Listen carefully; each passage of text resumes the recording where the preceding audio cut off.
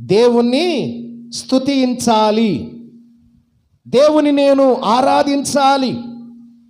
నా ఆధ్యాత్మికమైన జీవితంలో అనుకూలమైన పరిస్థితులు ఉన్నప్పటికీ, లేక పరిస్థితులు ప్రతికూలమైన పరిస్థితులు అయినప్పటికీ కూడా, నేను ఏ స్థితిలో ఉన్నా, ఏ పరిస్థితుల్లో ఉన్నా, ఎక్కడ ఉన్నా, ఏ విధముగా ఉన్నా, ఏమి చేస్తున్నప్పటికీ కూడా, నా ఆధ్యాత్మికమైన జీవితాల్లో నేను అనుదినము, అనుక్షణము, క్షణక్షణము, ప్రతి క్షణము కూడా నా నోట దేవుని స్తుతి ఉండాలి అని దావీదు యొక్క తీర్మానము.